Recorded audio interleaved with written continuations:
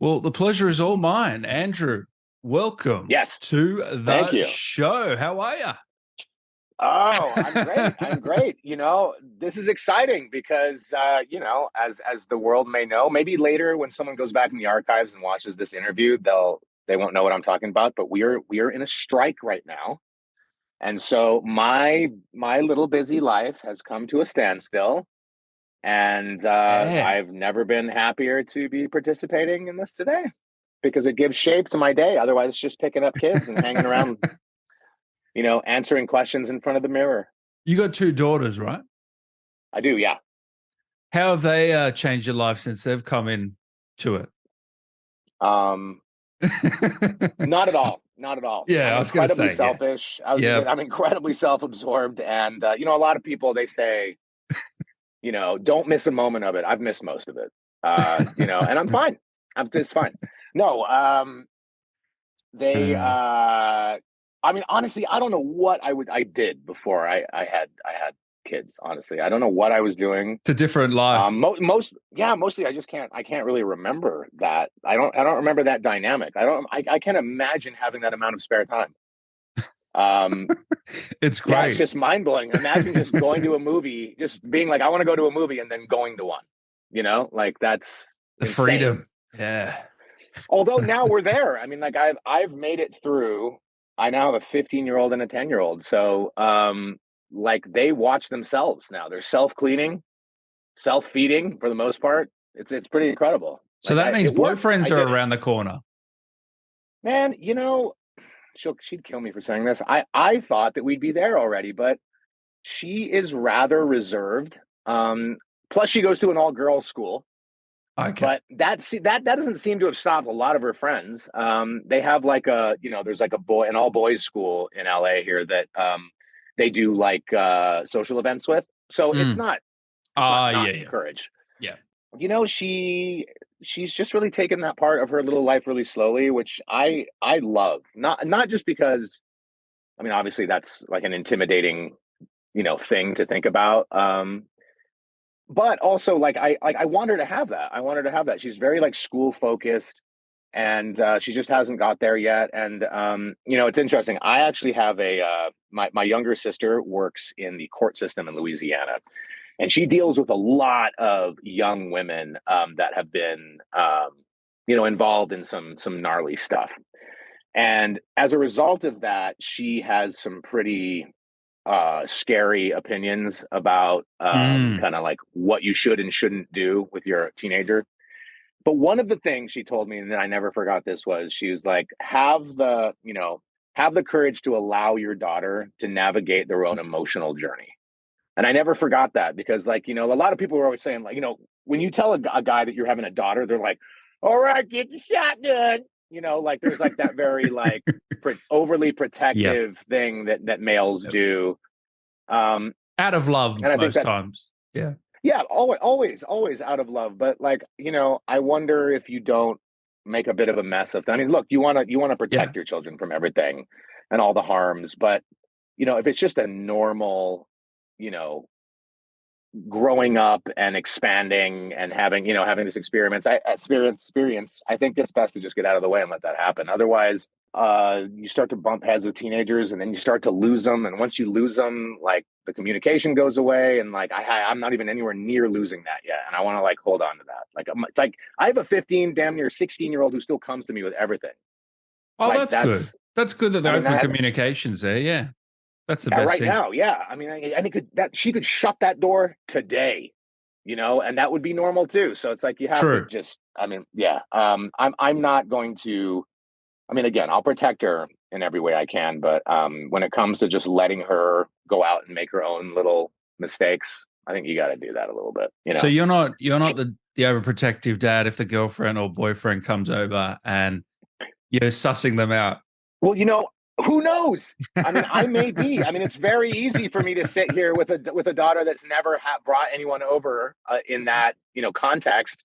Yeah. And be like, I'm gonna let them experience and explore their, have their journey and explore that space. Like it's easy to say that, but then if she told me right now, like, some dude's coming over tomorrow night for dinner, and he means the world to me, Dad. And Yeah. I'm very serious about him, and that would be a probably very uncomfortable dinner for me. But Yeah. I think I would try. I would try to practice what I preach. And do they know about your job, Andrew? I'm curious. They do. I mean, these little kids watched me sort of struggle through um the daunting process of being an actor in Hollywood. Yeah. They struggled through dad being very frustrated when he had a day job and wanted, like the passion to be the real job. And, they were there with me when I, ordered all the first foam to build my first little tiny little booth, like in like a closet in like this old ramshackle house in mid-city LA. They were there when daddy like had a tiny little voiceover job and like everybody had to be quiet in the entire house because I had all I had done is I had made the room less reflective. I hadn't like shut out the outside world. And these old LA houses are on raised foundations. So like, I mean, you could hear a flea fart like from 3 rooms away, like, and so it would be like everyone would just be frozen in place while dad ran into the closet. I feel like I heard you say, and I was curious about this. So we're going off on a bit of a tangent. I heard you say that they used to put sand in the walls or something to block the sound. Oh, Is yeah. that right? Yeah. If you do a proper studio build, I think I have a guy who did this recently.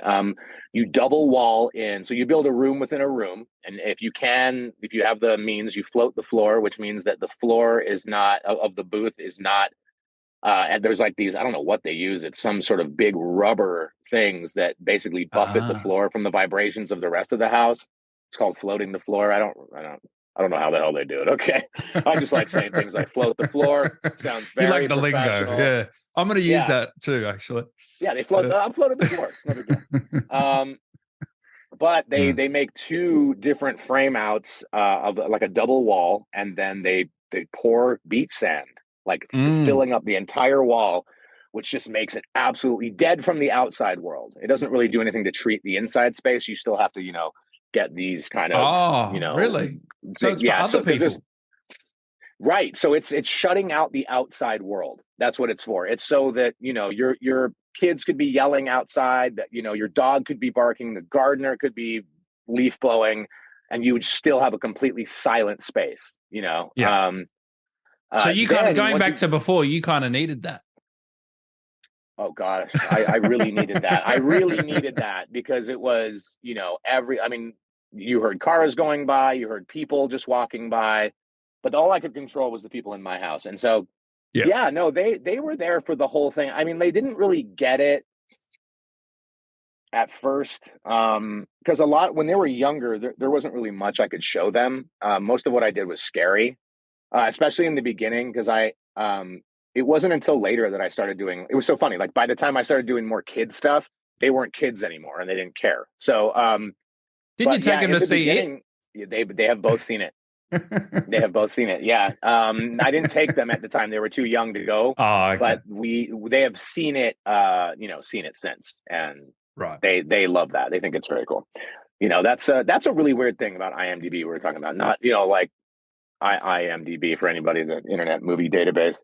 Yeah. They credited me as additional voices in that movie, even though I was like the voice of the hobo in it. So it's just kind of, you get what you get. You don't get upset when it comes to the credit on those things. But but I mean, before I did that, I was in the show. There was a show called The Exorcist where I played the angel Gabriel. So I was the voice of the devil for a bunch of episodes. My first voiceover job was one of the first like features is I revoiced this character in Hollow Man 2, which was they came out shortly out or a little while after the Kevin Bacon movie. And so it picked up where that story left off. And this formula had gotten out and Christian Slater was the star of this one. And my character played a doctor who had fooled around with this technology, had made himself hollow and had been hollow for many years. And like a surprising side effect was that your organs, like even though you're invisible, and somebody had to really think these ones out.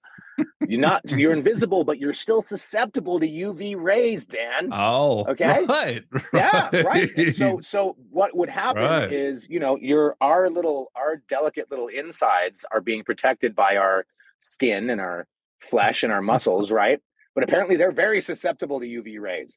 And if they get UV rays on them, if you're, say, hollow, then you start to grow tumors on your insides. And those tumors do not play by the same rules as the rest of your hollow organs. So those are not hollow, those are visible.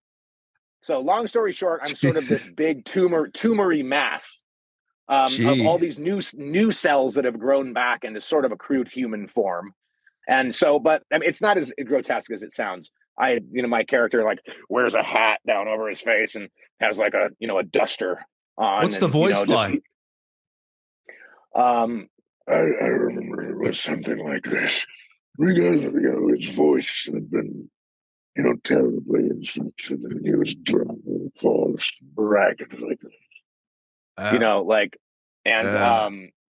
The only way I got, and it was funny because I got that job while working as an assistant at a sound house in Culver City, because I was like, crap, I want to be an actor, but I can't seem to just become an actor easily. And so I'm going to get a job around other directors and actors, and then maybe that will be cool, and they'll eventually discover me or something. And that seems dumb now, except it worked. And this great director named Claudio, who directed that movie, heard me doing some jokey thing and was like, I have a character that he was a stuntman and he had a very like normal sounding voice, and we need a voice that will match this sort of creature that he's become. So the guy looks like the thing, but he doesn't sound anything like the thing. So we need to revoice every line this guy says in the movie. Would you like to take a shot at it? And so, I was like, are you kidding? Yes. And so they Taft-Hartley'd me into SAG, and that was like my first how long ago is this job. This is probably like in 2004 or something like that. Yeah, almost 20 years ago. 20 years ago. Wow. Yeah. Shit. Because I know you did a lot of looping and sound and all that. Until what point in your career did you give that up? So probably around 2012, 2013, I was starting to get hired as an actor a lot more often. And I was like in an improv group, and I was doing like a lot of stuff that I was going out for on-camera stuff, but voiceover was really happening for me. But I was still like, I was in another union. Like I had I had sort of cultivated this other career and had done okay at it. Like I wasn't like working at the major studios, but like I had a full-time job. I had a pension. I had a health insurance, which is like, that sounds very normal. I think I don't know what's not for an actor anymore, but actors, right. Not for an actor. Yeah. So that's a coveted thing. And I had little kids and or at least I had one kid at that point. We were pregnant with our second. And, the idea of leaving something that provided that sort of stability and just taking that leap, and that leap was terrifying. But I started to, I started to book enough acting jobs that it started to really interfere with that. And I didn't really like having to always make excuses at that job. So I was like, okay, can I work at night? Like, is there any way for me to, like, how can I have both? Like, I very much wanted my cake and eat it too. I wanted the stability of the thing, but I also wanted to like grow and have a trajectory to do the thing I wanted to do. And so I had to make the choice that I had to basically resign. And I had to like, be like, look, guys, to my family, I think I can do this. I think I can be good at it. And I think that it might be a little rough to get started. Like, cause once we lose the day job, that will be scary, and we'll have health insurance for a while, but it'll run out. Yikes. Hold on to your hats and don't get sick. So I think the plan is we were like, okay, like let's wait until we have the second baby. And then you can do that, because we need to because like that baby was going to be it looked like it was going to have to be a C-section. Like it was not that anybody should not have health insurance during that, but have health insurance for pregnancies. So we Definitely. did that, and everything was fine. And slowly, soon after that baby was born, I started to wind down that side of the career, and I was doing like, it was like quitting smoking. Like it was just, I was like, okay, I'm gonna vape for a while, which was like me, working at night, and then I was like, okay, I'm just gonna fill in, which was like, switching to snuff or something, and finally, Yeah. I just had to cold turkey it and leave, and eventually just said, look, I'm not available And anymore, so and was thank you so much for that was everything. hard to rip that Band-Aid? I mean, only in that I knew that I would be I would be back out into sort of open water, like alone again, So you don't which is a miss the feeling actual that job. no, not necessarily. I mean, I made a lot of wonderful friends there and a lot of great friendships and relationships that all played into later my acting career. These are people that I would work with again, just in a different capacity here and there at different facilities. So the people who ran the studios, the people who cast some of the things that I ran into on different shows, I would end up working for them in a different capacity, and they'd remember me as the guy in the in the mixing chair or whatever it was that did a lot of weird voices and always knew how to do sync really well. And they always later told me, they're like, I always thought that you'd be great at this stuff. I just, I didn't want to like, how do you look at someone that you just met and just be like, wow, you would be better doing something else. Like that's so, but it Yeah, was, it's a bit rude. you'd hear that later and you'd be like, oh, that's an incredibly fortifying thing to hear, because it's, you come out. I came out to Hollywood from a tiny little town in New Mexico, and only with this belief that I might be good at this thing. But like, I remember when I first moved out here, American Idol was in his first season, and I remember the delight that everyone took, and me included, in watching people who sucked, who were so incredibly convinced of how That they were talented they good. were.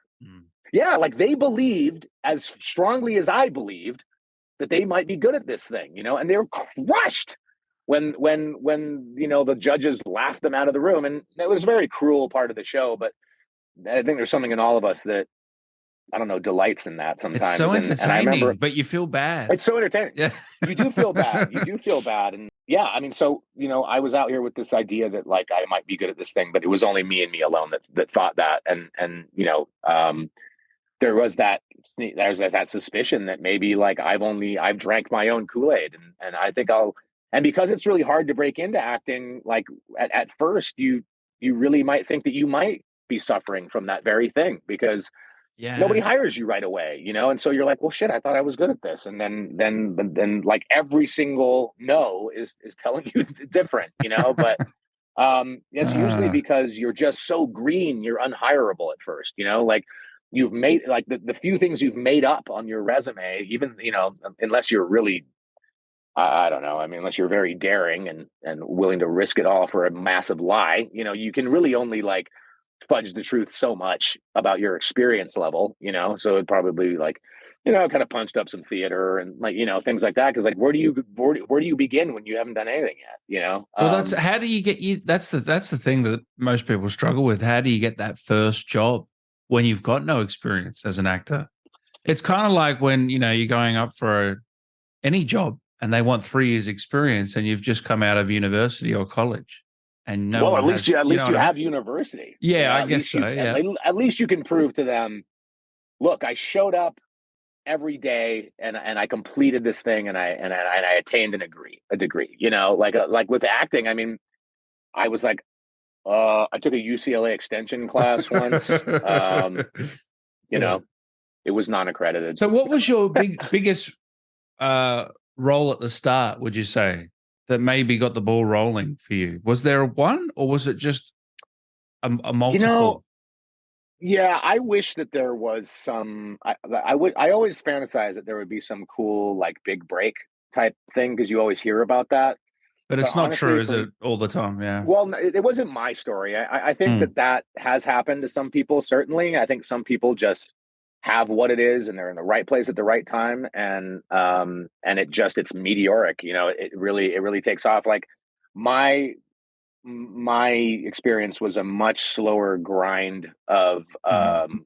just patience and not giving up, and there was certainly like you know, because it was just it's for me, it's always been quantity. Like it's been building and trying to do well, meeting people, proving that you can show up and do what they need, have a big range. You know, like I knew right away that I was never going to be like, at least I had this feeling that I never really wanted to be like the lead in stuff necessarily. I always wanted to be Really? kind of like, yeah, I don't know. That always seemed a little boring to me, like to have to be the same Wow. character over and over and over again. And look, I'm sure that the people, you know, it's a different type of actor, I think, that does that. You know, like I was very much a character actor. Like I am old, gross, young, strange, like just for little bits at a time. You know, like I'm a supporting kind of like actor, you know, the kind that shows up, hopefully leaves an impression and doesn't linger around too long, you know, like which is kind of what I ended up doing. Like because I always looked at you know, these I like that. incredible character actors, you know, it's these guys, you know, it's the guys that you don't, you're like, who is that guy? God, that guy's in everything. Oh, so You you're know, the like, Daniel Day-Lewis of gaming oh and God. animation. No, no, I am the oh gosh. There is a wonderful, wonderful actor. He was just in Dahmer. He plays Dahmer's dad in Dahmer. And this guy, he Okay. has been in so many let's see. His name is Richard Jenkins. Okay, Oh, yeah. that guy has been in everything from like a wonderful supporting role in the greatest drama you've ever seen, Mhm. absolutely funny in Jim Carrey movies. He does a lot of like voiceover. I mean, this is a guy, and he does an incredible job, and he leaves, and he's Yeah. not bothered on the streets. He's not a star. He gets to do the work without any of the other stuff that goes along with it. That's kind of always what I was attracted to. It was like, you know, I don't know. That's I never really wanted to be. I guess like I never wanted to like really be the focus of all the attention. Like I just wanted to show up, do a really good job, hopefully have leave an impression, and then be gone and then flee into the night. Then never to be seen again. So how do you feel about your career now? How are you find because you've had one hell of a year. I know there's a lot of stuff that's come out that some big Yeah, titles. yeah. It's been really neat. I mean, you know, a lot of these things are. It seems like there's like this year a lot of stuff came out, and a lot of these things they all started at such varying degrees of distance from now. You I know, there's know. some stuff that started like 4 years ago. There's some stuff that started really recently and came out rather quickly. You know, I mean, I am just I feel I know this sounds so trite. You know, it was funny. You know, I used to watch interviews of actors, and they used to go like, I'm so grateful, and I'm so And now you're fortunate," that and then I guy. find myself saying the same shit. Like, but I mean, truly, truly, I mean, there is no accounting for how you can continue to book roles like this, except for just a lot of luck. I think. 'Cause, like sometimes I think just being able to fit something, you know, I mean, I used to sit in the car before I went into like callbacks or auditions, and I used to say like a little thing to myself because I remember I used to have this attitude, like just go in there and blow the doors off everybody, you know. And I remember somebody said like, "Who wants that?" Like no, like none of the Yeah. casting agents went in there and just like was like, "Man, I hope someone just blows me out of the room today." Like you know, like I always asked for, please allow me to just serve their vision of this project. Please allow me to somehow translate what they hear in their mind's ear and see in their mind's eye into something, or to introduce them to an idea they hadn't thought of. Like, just like give me that. Like, allow me to serve this script. Don't like it's not about me or like wanting this role or what it would do for me or and forget about Andrew. Help Just the go in there and story. Yeah. be this thing, be this thing that somebody thought of and they wrote it and they imagined it and they got a bunch of other people to believe in it too. Like, I mean, getting anything off the ground from animation to, I mean, I produced a couple little things like years ago. It is the most challenging thing. And the most It's a challenging thing miracle. is believe it's a miracle and to believe in it long enough to see it Mm, through. I mean, mm. that is something that I like, you know, I'm very lucky. I get to show up and like do a fun part of it and then I go away and then all this other work happens, you know, like an unbelievable amount of work before the thing comes out, right? And so I know what that takes. Like I worked in everything from like I got sandwiches for the people who came up with the ideas for years. I got coffees for the people who directed the people who act in the things that the people had ideas for. Like, like I have a really deep appreciation for the process and how it takes, and I don't take anything for granted at all. Like it's really tough. I think I'm just weird enough and just not aging too quickly. Like, I mean, I don't even know what it is. Like my voice, apparently people really identify with its ability to, I don't know, accurately become the thing that they invented, like whether it's young or old or a creature or a thing that they made up. Like somehow I've been able to convince people that I can do that thing, and then I do it, and then people seem to like it. So You're, I don't know. I don't know why that's possible or why it's me. But if we go through your credits just from this year, it's almost like they're all roles for different actors, but it's all you. If that makes any right. sense, like they're so varied. So, you were in Destiny 2, Lightfall, which was a great character. People love that. Diablo as the Druid. So one of the main playable characters. Yeah, that was a big one. Yeah. I mean, a big one in the sense that it was so much work. So much work. I mean, a lot of lines. that was huge. Yeah. You still got that voice in you, by the way?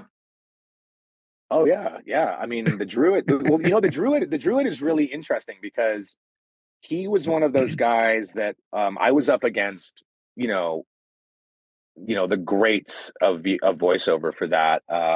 Without naming names, just like the guys that have been heavy hitters since I was like a little kid. I mean, really, people love working with Blizzard, and there's a lot of cachet that goes along with that. And so like in the beginning, the Druid he was part bear, and he was massive when he did things, and he was very grumbly and powerful. And when he got angry, his voice would get down here. And like it was just all kinds of like grit and everything. Yeah. And we recorded half the game like that. And wow. Then they were like, okay, they're like, wow. They were like, for the playable character, they're like, I just think we've gone too, and it wasn't anything I did necessarily, but basically, long story short, they changed the voice print halfway through the project. And they had a lot of faith in my ability to be able to do that properly. Like, I think a lot of times they might just cut their losses and just get someone else, just start from scratch, because they're just like, I can't unhear this other guy. Like I don't want to get in this guy's head, but we had like a session where, oh my God, it was like, here we are a couple of years into this thing, and now we're back in the trial phase again with a bunch of producers and creators all listening again, like trying to find this guy. Wow. Yeah. And I believe we settled on something that was a lot more, like not as evil, not as he was relatable and human. And even though he had a little bit of age and a little bit of texture to him, he never like dived deep into that thing. And they actually, if you when he becomes a bear, they saved that stuff.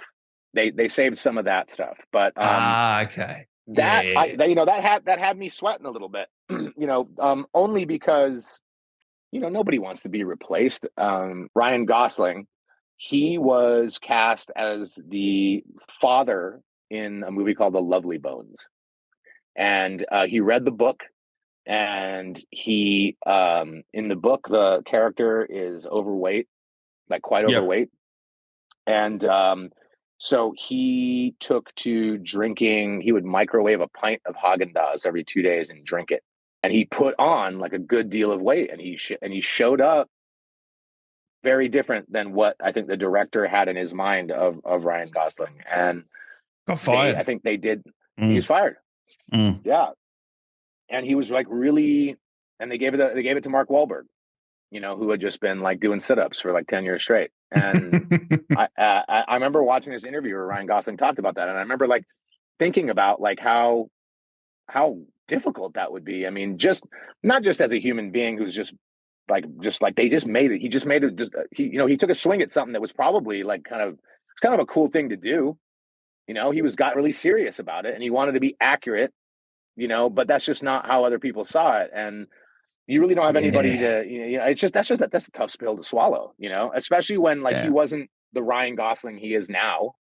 You know, he was a guy who, and I truly believe that people like Ryan Gosling take everything as seriously as anybody. You know, I mean, they don't phone anything in. Like, you know, in fact, even more so. You know, like when they make a choice that isn't accepted, that's hard. You know, like they have to just move on and be good in the future. And of course, that happened for him. But I always remembered that interview where he talked about that experience, and I was like, oh God, that sounds awful. Like, you know, especially like because I remember I had an experience that and I think everybody who's been an actor or done anything in Hollywood where they thought they were going to be used and then they weren't, which happens a lot. Like sometimes you're in something, you go shoot it or you record it and you're there and you have the experience and you do the thing and you show up, and then like, you know, 2 years later the thing comes out and it's not you anymore. You know, like they just never told you, or they never told your agent, because that's kind of a hard thing to say. And you're like, there's that role, there's those lines, except it ain't you. And it so ain't your voice. That hasn't happened to you yet?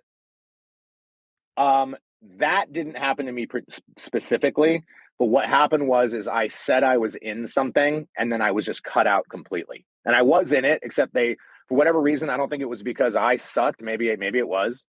But they cut that character out. Like maybe it wasn't working, or maybe I stunk up the room so bad that they were like, fuck this guy altogether. Was it a bigger role or was it a small role? No, dude, I don't even remember what it was. I want to even say it was a commercial, but like, okay. Like when you're coming up, like, and you get like what looks like, you know, close to the thing, you know, and you're like, oh my God, you know, like I remember like going to the studio for that and just being like, this is it, this is fucking it, buddy. And like I remember, and you know, the mistake that I made that I learned later is I told my mom, but like I told my mom, and she was so excited for me.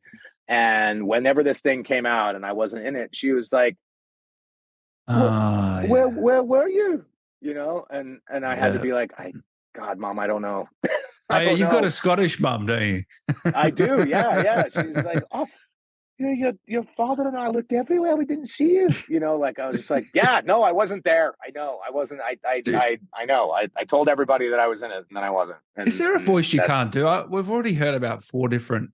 I mean, you really are a chameleon. Your range is exceptional. Thank you. I think that whatever that is, and I don't know that I can take credit for it. It's something that I was kind of able to do when I was younger. Was I listened, was able to repeat things, because that's where you get it at first. Before you start in making up your own voices, you can only really just repeat the ones you've heard. I think like I had like a good way to hear something and then know how to like do that. But I'm not an impressionist though. Like, you know, there's a lot of people who you're really an actor, dead on. They can do really dead on, amazingly accurate impressions. I've never really been able to do that. I don't really know what it is. Is there anyone you can go, okay, I've nailed this voice? I think maybe my Tony Soprano is pretty fucking close. What is it, Christopher? Just go ahead and pick up some cannoli and strudel and some shit for the guys. All right? Oh, Please, wow. It's a fucking Chris, it's a fucking nickname. Jesus Christ. No, I mean, even that is kind of cartoony. Yeah. You know, but still, it's like if Tony was a cartoon. If Tony was in, The Simpsons or Family Guy, but still, that is fun. You know, some of the first looping stuff I did was sound alikes. Because where it's like you're not doing a dead-on impression, but you're able to, you know, plug a line in amongst other lines to make it match. Was kind of like, so I learned matching, you know, which is a very particular skill. Yeah, it's a really weird skill. It was completely useless for all of humanity until just recently. There's like cavemen going like, no, I just feel like, Mom, I just feel like it's if someone needed me to sound like them, like temporarily, I could do that. They'd be like, Thad, that's not a thing, and it won't be for centuries. Okay, so until then, hunt mammoth. Oh, man. Yeah, so going back to this year, you got Mortal Kombat, we're going to touch on in a minute, Starfield, Remnant 2, Crash Team Rumble, Diablo, Destiny, like the list goes on. You've had a hell of a year.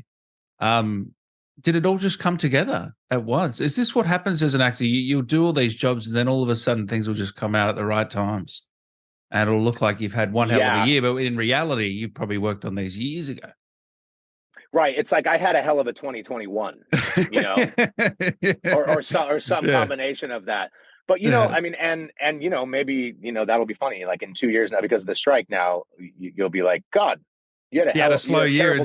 You had a terrible 2025. I'll be like, no, I had a terrible 2023.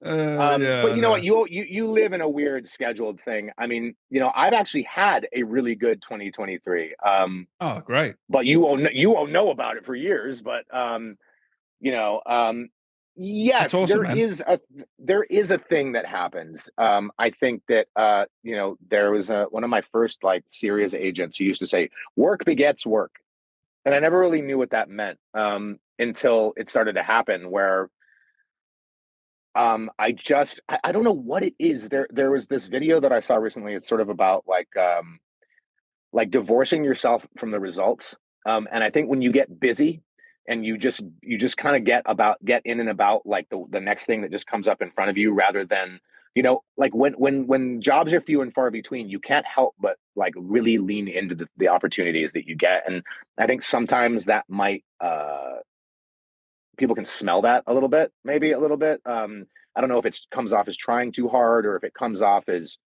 giving too many options, so that you now, rather than, people are like, maybe this guy doesn't know who this is because he's given us so many possibilities that, you know, he doesn't seem too dialed in on what this character so is. It's better to stick to your guns. Yeah, I think so. And I think when your schedule is aggressive and you sort of, there's a lot of things going at once, you really don't have the opportunity to make that mess, you know? And so you're very specific about what you think something is, and you're very divorced from the results. And when you're kind of like, okay, this is what I hear it in my head. I'm going to give 2 reads of this. I'm going to send that. If they like it, that's wonderful. If not, I can't even think about it again. Like, you know, like, unfortunately, I've given what I had to give for this at the moment. And if they want to come back, I'd love to explore whatever they want to get into. But like, you know, and there's something about that reads true sometimes. Like, it feels natural. I think it comes off. It reads properly. I mean, not always, certainly. Yeah. I mean, I don't know what a good booking percent is based on like how much shit do you audition 1%? for versus how much shit you push. Yeah, I mean, like, yeah, probably. I mean, because there's an outrageous amount of things that you read for that doesn't go anywhere. You know, you have to be okay with that. My little daughter Maisie, she wants to be an actress, and she's been in a bunch of plays, and she's really quite good. But we haven't done anything in the Hollywood world yet. Like even though like my agents have a kids department, and they actually have said like, do you ever want to, you know, and my manager had an opportunity for a quick little promo. They needed a tiny little baby kid voice for Nickelodeon, and they were like, would she like to read for it? And I was like, you know what? I'll ask her. And she was like, absolutely. So she practiced and practiced and practiced. She has a very young, cute little voice. And she gave some really great takes on it. And then she was just absolutely would not leave me alone about like, did you hear from them? Did you get an email? Did you get a phone call? Did you hear from Vinny? Have you heard from Nickelodeon? Have you talked to the people? Did casting talk to you? Dad, like first thing in the morning, you know, and I had to explain to her, like, look, like probably what will happen is like you don't get a no, you just get silence, and that sucks, you know. But you know, you kind of like, the best thing is you have to just forget about where it's going and just do your best and then move on to the next thing. And it was like me having to say that to little me, you know, because I remember being that way too, and like being so precious about something because, oh God, it's so interesting to know if people outside of the people who love you unconditionally think you might be good at something too, right? Because of course mom and dad are going to say you're good, right? And they suspect but that might be a good lesson. It might be a good lesson for her to learn, you know. No, absolutely. I think it is. I think that it's really, I mean, Lord knows, I know so many adults that still can't really accept that kind of thing. Yeah. You know, like, I'm like, wow, they're like, you know, I think there is something to be said for this industry, it is so wrought with disappointment that you become really good at not letting it get to you, you know? Yeah. And that's the other thing too, is, when you're on a roll, and things are coming to you, and also, when you look busy, like, everybody looks at your resume, right? And it's constantly growing on IMDb. And when they're considering you and a couple other people, and then they look at you at your resume and they're like, oh my God, like a bunch of other people agree that this is the guy for the job. Like, I think that bolsters their confidence too. If they're on the fence, they're like, look, if this guy can show up and do well at all these things, like surely they could do it for me, So I think that helps too. And like that just comes from doing the thing over and over again and building that experience, like that's why it's so hard in the beginning. But yeah, I mean, there is a snowball effect that starts to happen, and things start to happen that you don't read for. Like people are just like, we loved him in this, like we want him for this. Like, And you started we to don't get even that know. now? I have been getting that. Yeah. Awesome. Yeah. It's really cool. Like, I'm like, wait, they don't want me to, like, they sure? Like, what if I, like, they're just like, no, they think that whatever you come up with is going to be, they're going to like they're confident in that, which is almost kind of scary again. What a great feel. Like, well, yeah. I'm like, well, maybe they should try out a few people, like. Man, we got to talk about Mortal Kombat, but before we do, so you started working with NetherRealm on 11, right? Before we get to Yes. Reptile. So you were the Yes. collector in 11. How did that come about? And how did you find that voice? Tell us a bit about what you remember from that. Yeah. So that was really, really cool. Like obviously Mortal Kombat was something that, it's been like a big part of like, I mean, I don't want to say it's a big part of my life in the sense that like I was like a crazy Mortal Kombat fan, but I mean, I remember it being the defining game when I was like in junior high or something like that. Like I remember the way that game looked. I remember I think it was on the Sega Genesis that it first came out, or at least the one where it was like that realistic Mortal Kombat, like, and I remember just being like, oh my God, like while my friends were playing like Mario and all this stuff that was very, sort of you wanted like, the blood and guts. Not to diss that, but yeah, I mean, I was a little kid who was into horror movies and death metal, and like, so this was right up my alley, and like, it was so violent, and like, I remember like, oh my God, I remember like this was like just after we had started to get parental advisory stickers on music, and all of a sudden, like parents were starting to be aware of what was coming out, and I just remember being so attracted to that and thinking that was so cool. And then finding a friend who had that system and playing it over and over and over again. So Mortal Kombat was always like this really, really cool thing. And while I wasn't like a huge gamer, by the time that came up, I mean, it was such a huge part of pop culture, like, and it had been for so long. Do your eyes it light was up? Unbelievable. I mean, Mortal Kombat. Man, that's. Well, here's the thing: is like you don't know it's Mortal Kombat though when they send it to you, because they don't. And you know what? That's good, because I like that. I like code names. I like that idea. Because if I know what it is, and if it means something to me, then like it or not, that will affect me. Like, because I'll think, oh my God, this is like a part of something that I've known my whole life. That's pressure. That, but instead of that, I don't remember what it was called. It was called something really far off from what it was. And all it was like this character. They have these really weird designs. Now, I was not asked to read for any of the other characters, like the ones that would be much more identifiable, like Raiden or Sub-Zero. Of course, I'd know exactly what it was. Like, even if they tried to change their name, I would know. You would know. You would know. But I don't know if like some of those actors were already godfathered in from previous work or what, but for whatever reason, they didn't think to send it to me. So I got a couple of characters for just some game called Something. And thank God, because like you don't know the nether realms involved. You don't know any of that stuff. So you can really just concentrate on like, what would this creepy looking thing sound like? And honestly, like NetherRealm's artwork is so amazing that helps. I mean, a lot of times they don't give you much. I mean, a lot of times there's nothing. Other times there's something very rough. Sometimes there's something that's almost the opposite of what the character becomes. So it's almost like a hindrance rather than helpful. This particular thing didn't look necessarily what the collector ended up being, but the vibe was very similar. Like he didn't have multiple arms and all this, but what he did have was like a cloak, and you couldn't even see his face. It was just like two burning eyes. Oh, yeah. And he was carrying what cool. looked like a frankincense holder, So I was like, oh my God, this is like religious undertones. Yeah. Like, like it felt like demonic, and like this thing he was holding was so ornate.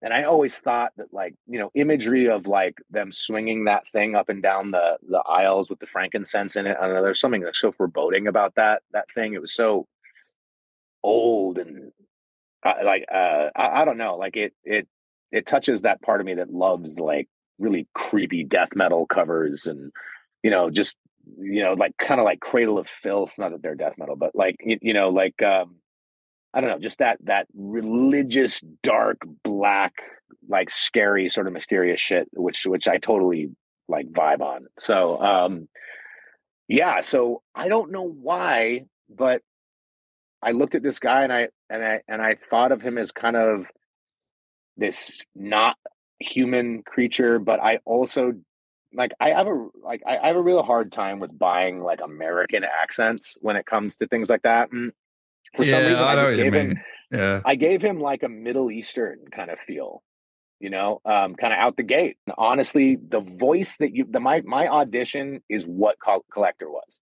Like, I don't think we changed it very much at all. There was callbacks. There was some playing around with stuff. They want to know, like, especially when you do a voice that sounds that cruddy, can you do this voice? Like, did you just do it? Were you only able to do it for like a couple lines for the audition? Because there's going to be a significant amount of work to do here. But how do you show them that? How do they find that out? Well, they would bring you back in and they would throw a lot more at you, and they would. And you haven't booked the job at that point. No, you're just there for a callback. I remember I auditioned at home, and then I got brought to Warner Brothers, which is where they did all the records for that game, and this really cool place called the Warner Brothers Underground, and where they do games. And the directors were there. Everybody was there in person, and they were so cool. And again, they still didn't say what it was. Like it was just like you signed multiple NDAs, and I was like fine with that, because like whatever it was. Like, I just wanted to concentrate on getting this thing right. And they loved the accent, they loved the grittiness, but they wanted to see like, can you be loud? Is that sustainable? Like, does that hurt when you do that? Like, there's a lot of technical stuff that goes in before they get into like playing with the character. Like, they just want to know if you can do it. Because I think there's some people, I'm sure myself included, at times, there's some things that they just can't do sustainably, without like injuring themselves. And you want to give people what they want so badly that I think that people will hurt themselves to do it. Mm-hmm. So when there's a gritty, scary, you've heard the stories where they pass out. Oh yeah, I've done the thing. I mean, I haven't passed out or anything, but I remember I booked a show once that was like it was called Of Gods and Prophets, and it was like this biblical show, and it was just a crowd, a horde of Israelites yelling for the whole episode of this TV show. And rather than like knowing what I was doing, this was many years ago, I just yelled all day, like on my voice, like yelled like I would yell if I didn't know an actual better. Yell, I didn't know what. The diaphragm, yeah. Right. And I straight up blew my voice completely out, and like I sounded like this like the next day, and I didn't have a job, thank God. But it was like I injured myself, like I had like no range. Like, didn't matter what I gargled or what I did. And so like, that was always like a touchstone for like, never do that again. Like, like even if you want the job, nothing is worth that, because if you do that and you go day 2, you sound like that, that's worse, because then then you'll get a reputation for being someone who overshoots their ability, and you don't want to do that. So, you have to do it within the confines of what your physical instrument can do. And so they want to check all those technical things before they even dive into that. So blah, blah, blah. Yeah. We did all that, and I measured up, and they liked it. And I think I even kind of made him a little scarier at some points. Yeah. And then like, so there was a couple of those sessions, which you get used to, but you also start to kind of be like, come on, like, what is this? Like, what are we doing? And Yeah, they called and said that they wanted to bring me in, and it was Mortal Kombat, and this was a new character, and that it was going to be a lot of work, and that even after we did all that work, it was going to be a tough sell because their fan base are ravenous, and they don't cotton to newcomers. Yeah, and this is at MK11. So as you know, like the story was, they were really working a lot of different stuff was going on, like in the overall story then, so they have to think about the whole parcel. There's a lot going on, a lot of characters. A lot going on, a lot of characters, and then they would add all those other stuff. Like I remember, I would sit with Ronda Rousey in the green room of Warner Brothers, and she'd be going in for dude. That green room was cool, man. I mean, there would be like crazy. Robert Patrick was in there for the T1000. God, who else? T1000, yeah, damn. The DLC characters are insane in that game. Yeah, the DLC characters, the guy that played RoboCop. They had Alien, they had who else did they have? They had Predator. Yep. Predator. Yeah. Shit. Yeah, they really go big on that. They had Arnold. Did he might have passed.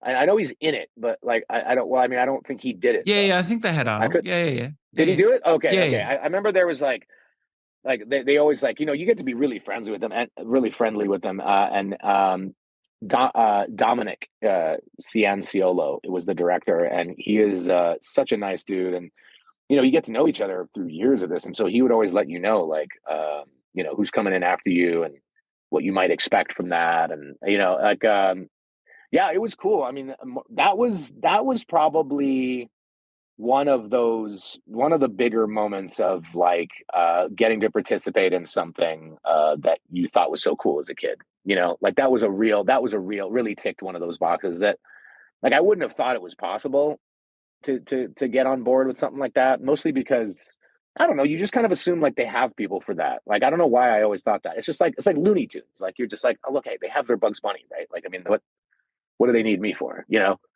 But I was lucky. I was, and that was a great way to. Now I don't know how well he was received. I think some people dug him. I think they did. I think that his character of sort of this Merchant of Venice sort of character was cool and unique in a world that is so wrought with these uber violent characters. I think they found a cool kind of job for him. And it was great. They are so good about a lot of the cinematics that we did, they had almost the full renders done and stuff, like that one where I'm in that neck thing and I'm being all speared. And so do you have to match the flaps, or you don't have to go that far with it, do you?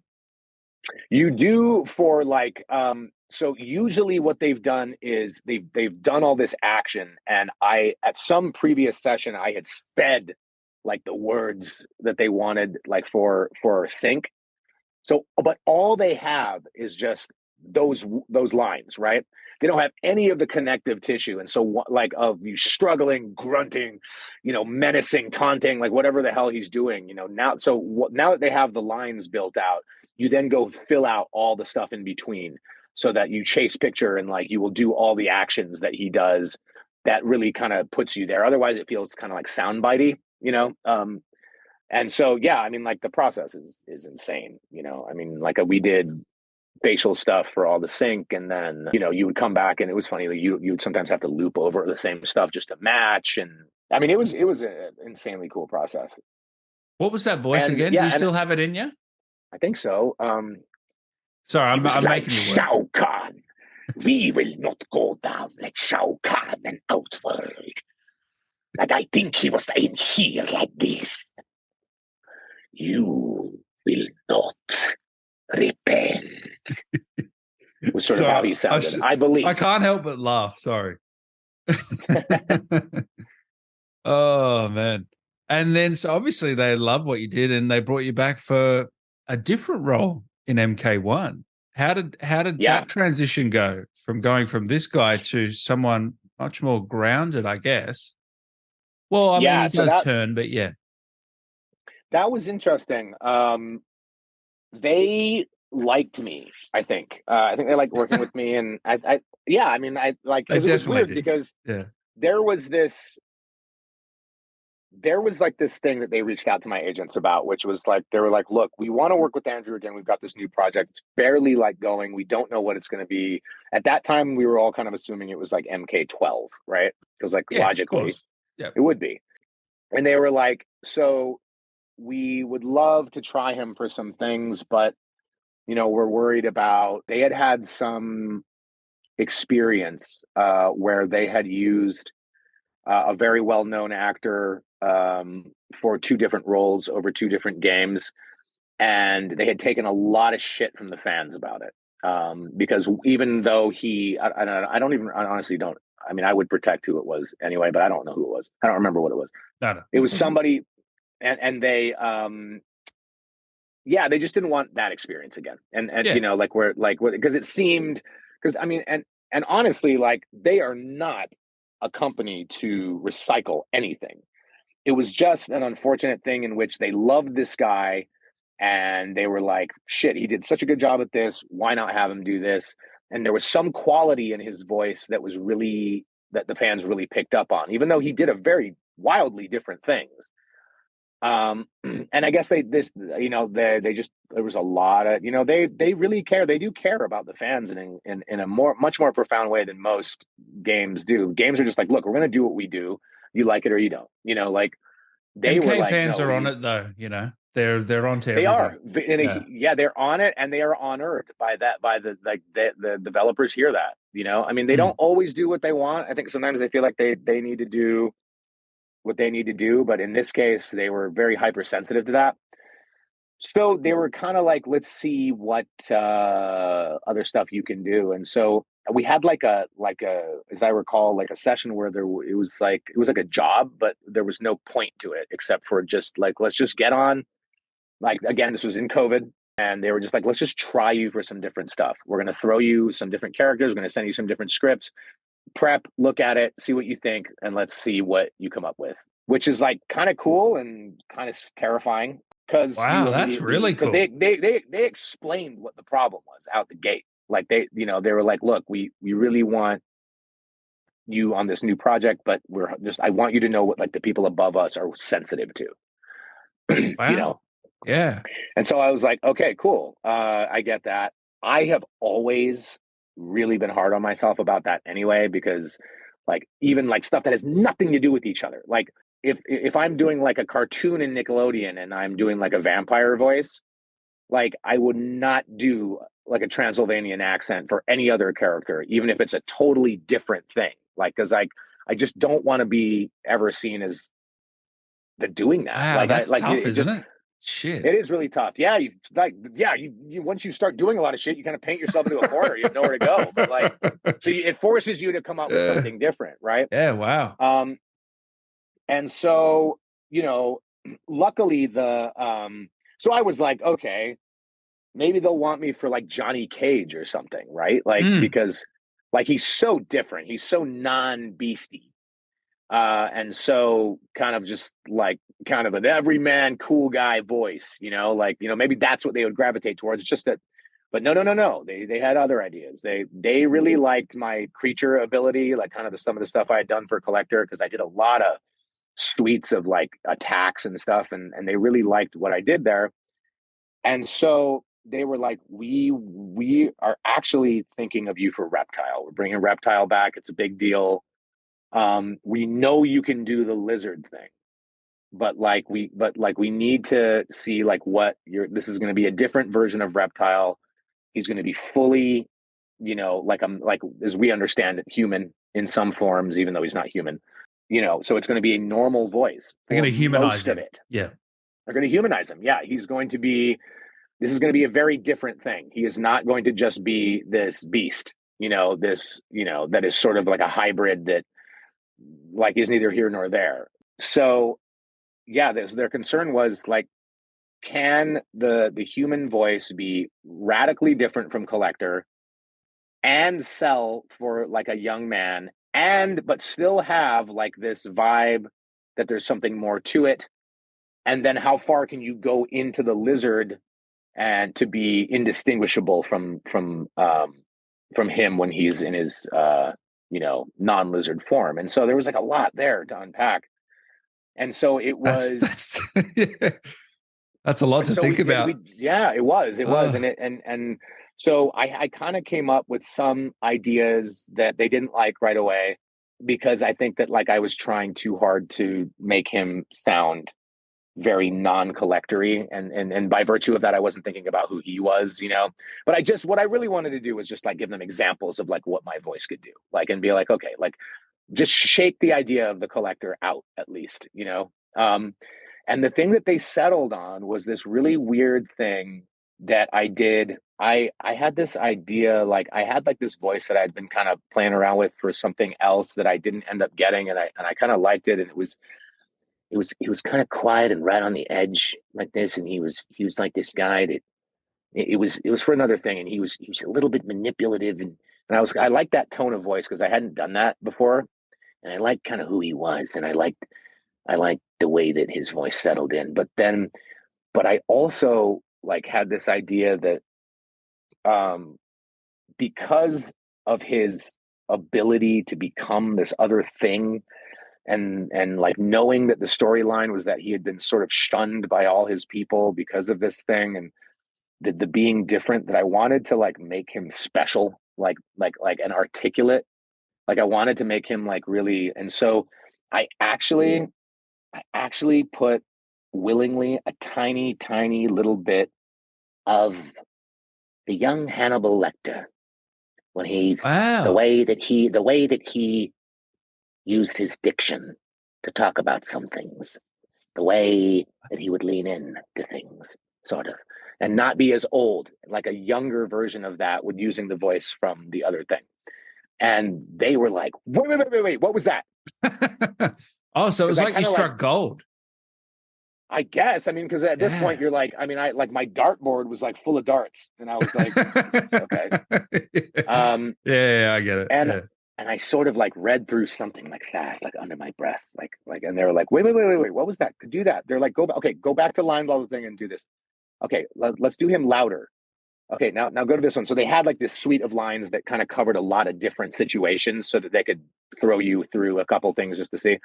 And we had done this little suite of lines with so many different voices at that point, like, like I knew them, and I blasted through them, and they were like, that's it, that's the guy, like that's him. Wow. Like perfect. And they're like, okay, so just hang tight, we have to send this off to some higher up in the sky that makes the final decisions. Ed Byrne, maybe? I don't know. I don't know, man. I mean, there's some shadow man who knows and sees all. And anyway, like a week later, they were just like, we're good to go. Like, we're good. Like, they love it, and we are gonna like start very soon. Wow. And so all of that was done in this room, all of it. Like, I didn't do a single thing outside of this room. Like, we had to do it all because it was all in COVID. And later on, they liked the sound of the booth. It wasn't an issue for them. Like, some people's booths have like a color to them that some people don't like. Mine luckily didn't. And so they didn't feel the need that once we were back in person after the pandemic, they were just like, let's just keep it there. Like it sounds fine. And we were so consistently in this pocket for it. Like, we'll just leave it there. So I don't even think, I mean, I guess, you know what, there's I mean, certainly I'll be back for DLC stuff down the road. I would imagine. And in which case I might go back to Warner Brothers for that, which would be fine. But yeah, man, it was, it was so funny. Like, they like sent me these really cool, like early renderings of it. So like, it was like only like the people that were like in my family knew, because dude, this has been so long that I had to sit on this. Like, they sent me, like a COVID mask that was Reptile. Oh, that's sick. Really? Yeah, I don't know where it is, but it was like, it was kind of like the old school one. It was like green and textured, so it was kind of like a tease. Yeah. So I had like a Reptile, like COVID mask. And then I used one of the, like in my car, like you set up like an app for your car. and you can have like an avatar. And so my picture was the first artwork for him. So he's just kind of like Nice. standing there. So like when you turn my car on, like it's like that dude like kind of comes up and like looks at you. But people would be like, "What's that?" And I'd be like, "Nothing, nothing." I mean, like again, nobody's really in my car except my family, but like, yeah, it Yeah. was cool. I was very, very proud to be a part of this thing, and also terrified that I would be, you know, Oh, I know. destroyed for it. Because you can't make everybody happy, and certainly this was different. Like this was different. Like although, and I usually don't do this. I usually don't read the comments on stuff, but I was so excited when that reveal came out, that reveal trailer that had him right out of the opening, and people loved it. Like it seemed Man, like they were really dug how it. did you Like feel? really, I felt tremendous, dude. I That's mean, like, awesome. because especially because like, look, I care. I do care. Like a lot of people, are like, man, fuck them haters, man. I'm like, no, no, don't hate me. Like I'm a Yeah. sensitive soul, and I want to Yeah. do right by the thing, and I, more than just me. Like it comes back to that saying that thing in the car. Like help me serve this project. Like help me, help the creators realize what it is they wanted to do here. Like help me be a part of that. Like let me be a worker among workers, a little tool in this machine to make this better. And if I did that and the fans love it, then like, I mean, that's the greatest thing of all. Like if they're into it, like, and I know Yeah. you're not everybody is going to be, but right out the gate, people seem to dig it. Like, I mean, I Yeah. started to get like, I mean, dude, I I've been getting like messages from strangers that got the pre-order, like messages. I didn't even realize that was possible. People calling my phone and like leaving, like found it on the internet and like leaving me voicemails about how much they love this character, Oh, which is wow. terrifying a little bit. You might need a new number, brother. Well, dude, I like. Well, I had to block because some of them did it continuously, but like I didn't obviously respond or anything. But it was a testament. I was like, well, at least they don't hate it, Yeah, right? yeah, yeah. At least I they're know what you calling to say mean. thanks. Yeah. They're like, oh, they like it. My wife was like, really? Well, what are they saying? I'm like, they're just saying how much they like it. She's like, oh, well, that's nice. Which made me like Google myself. I was like, wait, how did they do this? And then I was like, oh, easily. They just put my name. There it is. Like, geez, my God, my Yeah. social security. No, I'm just being like, it was like, it wasn't that bad, but like, apparently that's the thing. So I need to, I don't know, maybe I'll call Robin Atkin Downs and ask him what he does. He's a legend. So tell me, how did you sort of craft this guy? Because I think one thing people might be interested by is, and spoilers, guys, if you haven't played through the game yet, but there's not much of that reptile form. It is more human in this, which is interesting because you're known, you're very good at the creature stuff, but the character here is more, it's more of the human stuff. So how did you craft that? Was the story always going to be like that? Yeah, yeah. They there is no finding it as they go at NetherRealm. Like they know exactly what they're doing, and they knew it from the get go, and they were really clear, like out the gate. They were like, "Look, this is not going to be a creature. Like, okay, there are going to be moments where you transform, but it's not. There's not going to be like a huge portion of this where you're speaking like a lizard. Like you're going to do a lot of efforts, I think, and stuff that are lizard based, but." Like the voice that we found through those like exploratory sessions, that is going to be the guy. And this is not going to be an arrogant guy.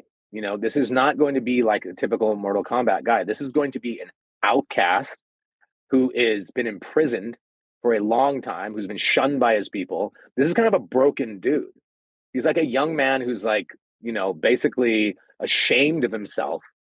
Like he's neither here nor there, and he's broken from most of this, like, and so a lot of it was sort of this study in this kind of this broken guy, like he was like a, which I kind of I got, a little bit. Like I was very, I mean, it wasn't obviously like, I think we can all, young men can all relate to that a little bit. I think that we, especially kind of like post high school, kind of like trying to find your way in the real world, like, like I left my hometown, which was like, like totally safe, and like I knew everybody, and I was like lonely as hell in Hollywood, and like I remember that feeling. Like I remember being like, I remember like sitting like in my little apartment in Van Nuys and thinking like, nobody is expecting your call today, dude. Like nobody has your email. Nobody has your number. Like the only people you could call are people like from yesterday, like in your past. Like, you know, like you need to figure out like how to how do you become part of this world, you know? Like, and kind of just like that feeling of not really feeling like I belonged anywhere. So I mean, I think that's normal. So you drew on that but for the character. yeah, I thought about that a lot. Like I thought about that a lot. And you know, it was funny because we were you know, we were just starting to parent a teenager who was starting to do these things that was like, you know, very like pushing us away, you know, and trying, you know, but then like coming back to us when they got a little frightened or something like that, you know, like someone used the it was sort of like the metaphor of like you're the wall at the edge of the pool and they need to push off and go swim a little bit and then oh shit, they might get a big gulp of water and then they come back and they need you again. But they'll always be pushing off you, you know, like and like I remember thinking about this dude in that context, kind of you know, where like he so desperately wants to belong to something, you know, like whatever that may be. He has no family. Like family is so important to someone who has been treated terribly, really, by like his entire kind, you know. And I thought that was really cool that they that you know that it was of utmost importance to them that we maintain that he never became like a braggadocious, like even though he's like, you know, going to be quickly put inside these situations in which he's going to have to stand up for himself, you know, like and again, like I was like, I'm like, wow, like the story mode is taking on like such a new thing here because like at the end of the day, like it is sparring, right? Like that's what people are showing up for, right? But their, you know, their care for all the parts in between on a mode that maybe people might blast through, like or just sidestep altogether. I thought was really really impressive, and they were really really cool about kind of honoring who this guy was, and they took a lot of care with him. I had to kind of read up on why, you know, like kind of like the history of Reptile a little bit to understand, like, because like I didn't like he wasn't. I don't remember playing with him too much, like in that first iteration. Like I remember like Scorpion being like the guy who really like grabbed the attention right out the gate just because of his weapon and the thing he said. I mean, I remember. I mean, that was the first time I knew that you could say actual things in video games. Like that, come here, like that thing that we heard like so many times while playing that game. Like, get over here, you know, yeah, get over here, yeah. Anyway, like, you know, that was the first time I realized that like human beings were being video games, were acting in video games. You know, so it was pretty cool to come full circle and see like the depth at which they were doing it now. You know, with that, you know, that it grew. It could have easily just stayed like, okay, they'll just fight and it'll just get more and more gory. You know, like that's what we're working on. We're just working on, you know, just working on fatalities and brutalities, you know. That's it. Yeah. Like, and every game has a more brutal one. And certainly there is that factor to it, but they took a lot of care with the story and this guy in particular. And he came out a little sexier than I thought he might. Yeah, he's a bit of a hunk, this guy. My God, I know. I thought he was going to be kind of drawn and sallow, and you know, it's he's a sex symbol. There's an anime quality to him in that way, you know, where like sort of the anti-hero is also this friggin' smoke show. And boy, have some of the people on the internet let me know about that. Like people, you know, I mean, dude, the fan art came quick and the fan art came hard. Like a lot of people taking some liberties as to what he might look like with his shirt off, and well, that's when you know the characters made it, when you get that sort of stuff, dude. I'm getting stuff that like is like absolutely professionally rendered shit, all the way down to like much younger kids who are like crudely drawing stuff and then like taking a picture of a paper and like sending it, you know, like, so it's like the whole gamut is, you know, everybody seems to be. And I've only got nice things from people, and that I'm no mystery, as you know. You could just call me, apparently. So, you know, I mean, like, if people wanted to hate it, then I would have heard about it, you know, or maybe the hate starts tomorrow. That would be so funny. Let's come back and we'll revisit this and see how it went. No, I think this is the best iteration of the character in history for me, anyway. I really loved him. I love what you did. And I really love that scene where you're on your knees and sort of, Yeah. that scene? Yeah. I mean, I remember, that was one I of my haven't seen favorite it, scenes. but I remember it. I remember doing it. Yeah. It's still crazy to me that it's only voice work and you're not doing any mocap for this, Right. Yeah. I mean, like we do, there's camera reference, a lot for this, but it was just me in a tiny room. It's not the same. It gives the animator somewhere to go with it. But yeah, no, I know. And if there ever was like one where I thought they would put those two together, but again, the way that this game was made was in a vacuum. Like everybody was in there. It was completely remote. Like everybody was remote for this whole thing, which is pretty incredible. Are you going to play the game? What are you thinking? I don't know. I actually don't play the games that I'm in or watch the stuff back except for when I played Saurfang for World of Warcraft and they did all the Industrial Light and Magic things. I saw those because they sent those to me. But I don't know. I feel weird about seeking things out and listening to them. Like I don't know, like like the part of me that is like a fan of things really wants to go see it. The other part of me doesn't want to like taint my thought process on it. And so like I'm like, well, if they want to come back and do this again, like I don't want it to be like I don't want it to be like Ted Lasso season 2, Dan. You know, where they all like realized like what worked and then like all season 2 was all the things all like it was just like so heavy on all the stuff that worked and none of the stuff that didn't. It was so self-aware. Like I don't want to be self-aware, but I'm always open to watching stuff. I don't get after it really. Like I I try to think like that's a good just place move to forward. be. Yeah.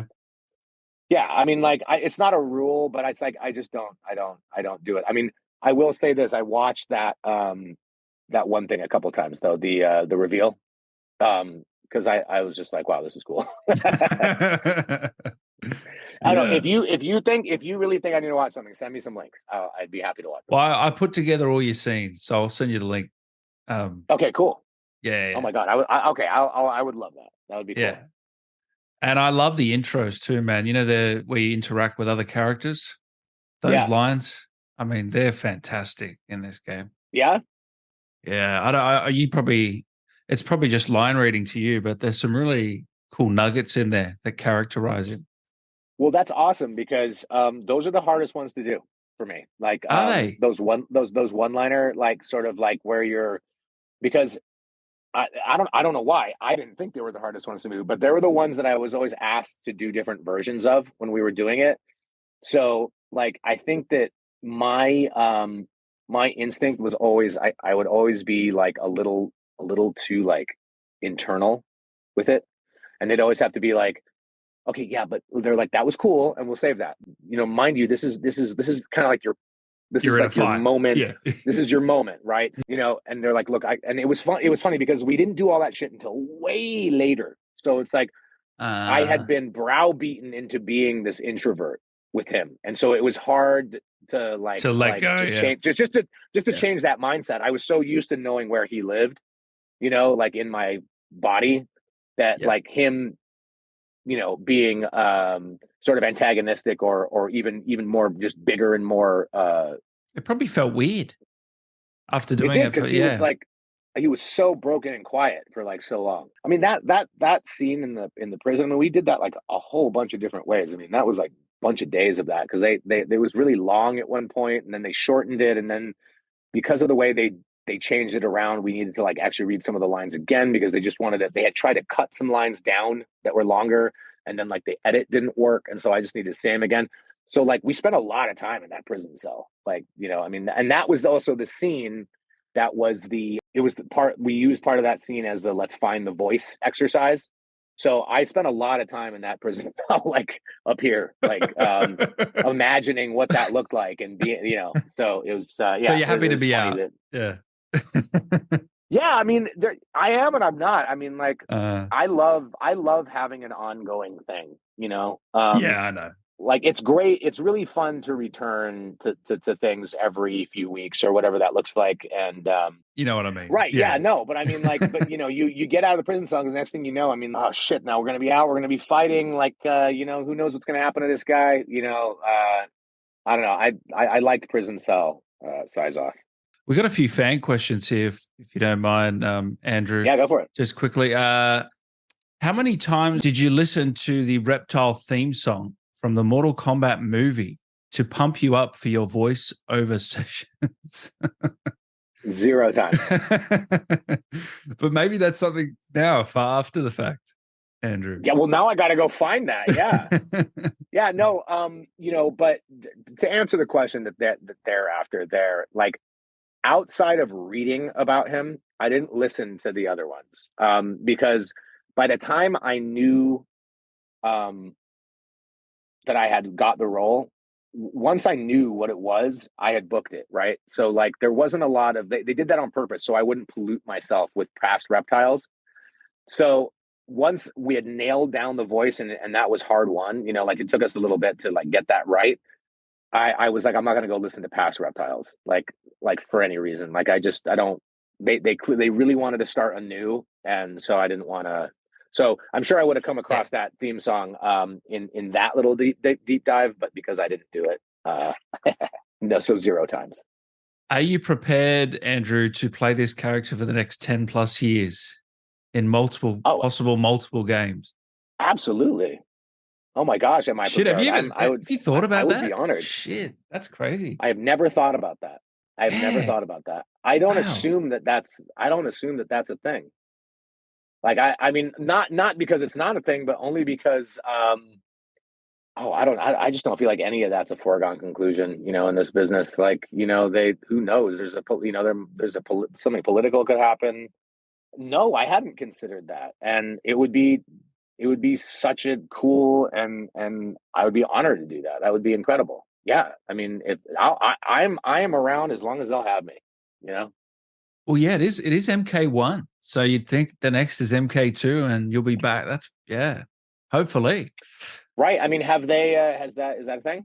This is like a reboot of the world. So you would think, bearing the sales, which they always are good, that the next one will be MK2 and you'll be back again in a year or so. So and off we go. Fingers crossed. Yeah. I mean, that would be great. I mean, look, hey, it's up to you fans out there. Okay. Like as long as they're getting good feedback, I'll be back. It's, you guys can probably make that decision for me. If I get destroyed for anything, then maybe they'll rethink it. But, I mean, I think they would stick with me, but, if you like it, go ahead and, let them leave know. A comment. Let them know. Yeah, exactly. What was your favorite interaction with another fighter? You do so many lines that you can never remember them all. It's so cool because you guys who consume the game, you get to experience it all the time. You get to really hear it. There's thousands of lines that I had to say in a dark room in Calabasas. So I mean, probably for me, it would have been any time I was able to antagonize any of the classic characters. I mean, because like when you're able to, when you're facing off against like Raiden or like Scorpion or Sub-Zero or any of those, like you really feel like you're a part of the actual thing. When I mean, MK11 was amazing, right?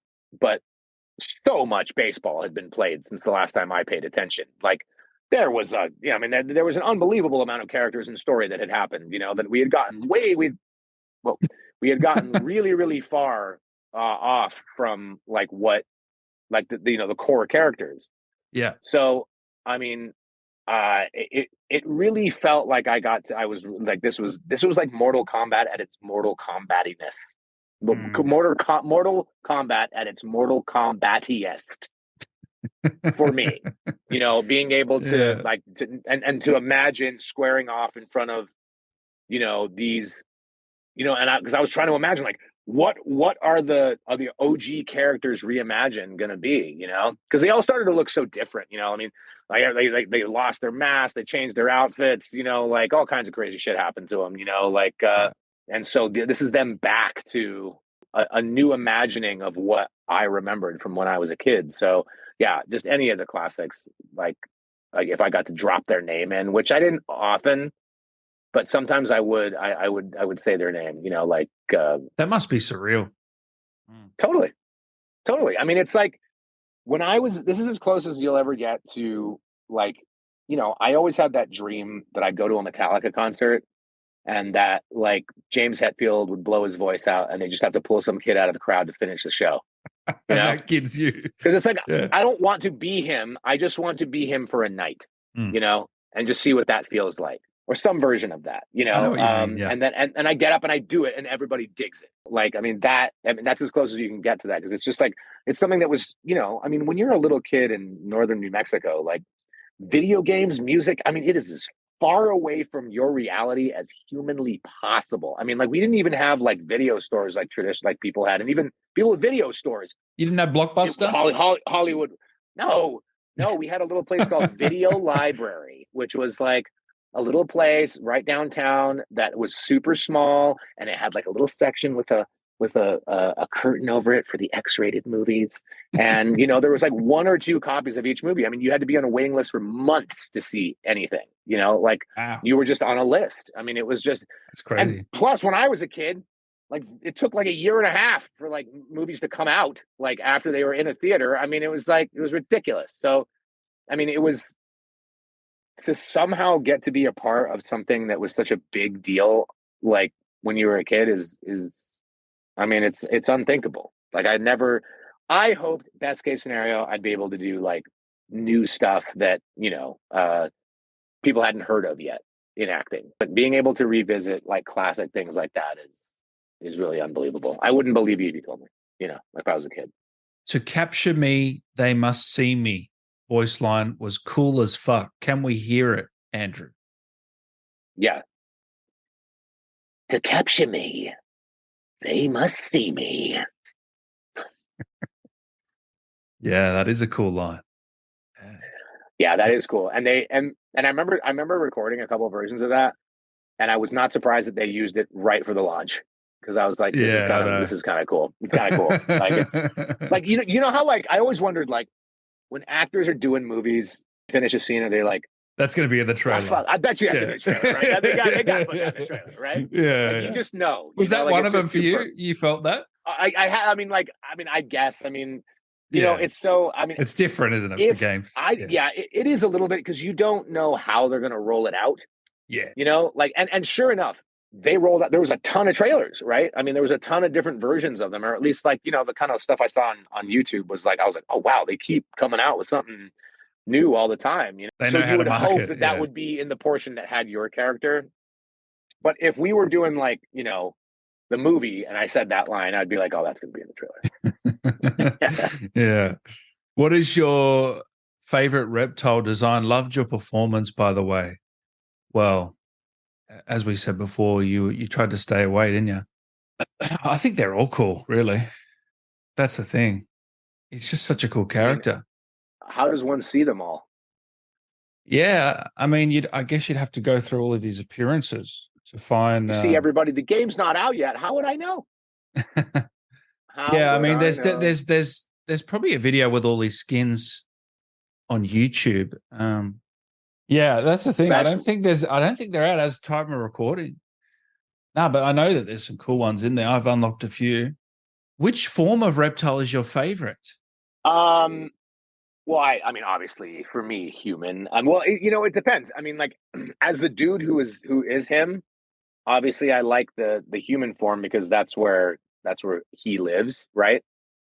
But as a fan, I would be all reptile side, because that's just where he gets sick. Like, I did so much gross ass noises for that lizard, but I didn't really know how it was going to be used, dude. And I was not disappointed with how they used some of that shit. Like, it was unbelievable. Like, that I like regurgitate someone and they're they're melting from my bile.